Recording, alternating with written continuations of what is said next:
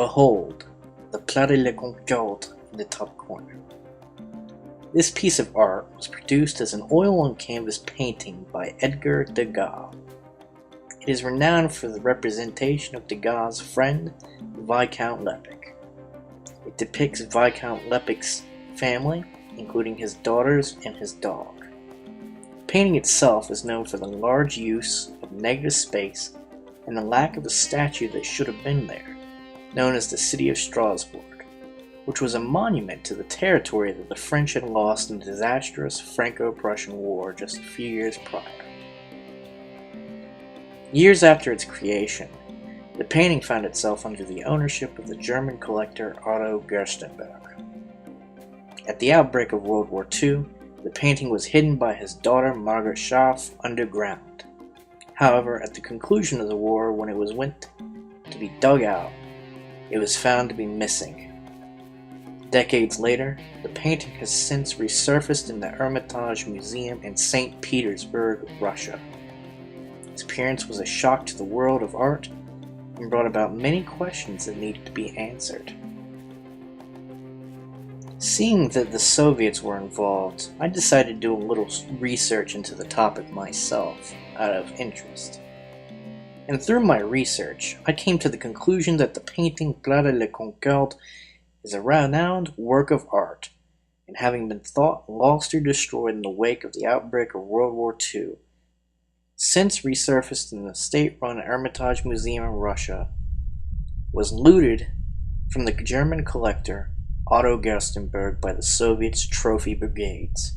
The painting is the rightful property of the Gerstenberg collection and should be returned to where the current heir, Dieter Scharf, donated and willed the Gerstenberg collection, the Berlin State Museum's foundation.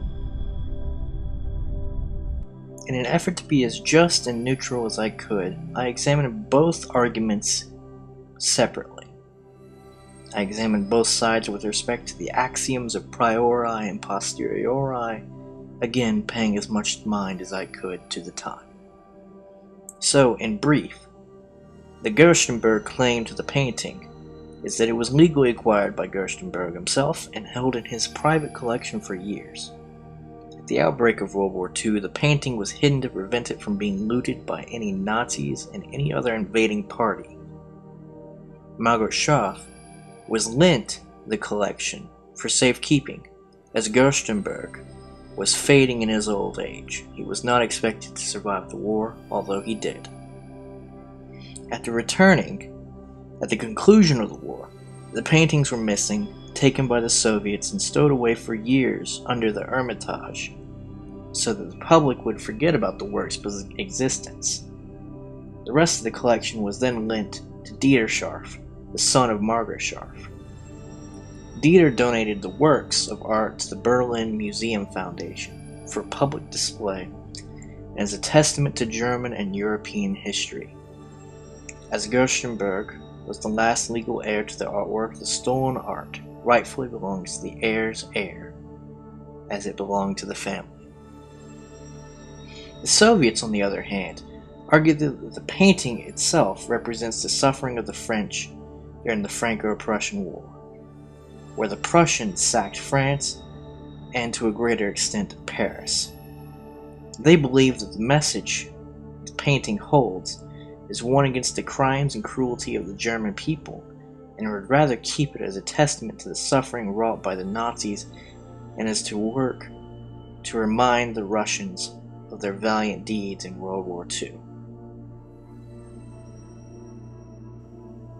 The Soviets derived this defense from the lack of the City of Strasbourg monument I mentioned earlier. They believe that the art is more of a testament to Prussian and German atrocities than it is to the painter's friend. As such, they claim to hold on to the work to protect it and to show it as a reminder of Soviet history and as a symbol of Soviet and Russian nationalism. They continue to maintain this as opposed to giving it back to the lawful heir. Of course, it is an argument that has no definitive answers. The Russians obviously believe they are the most qualified to hold it, and some may believe that this is the case.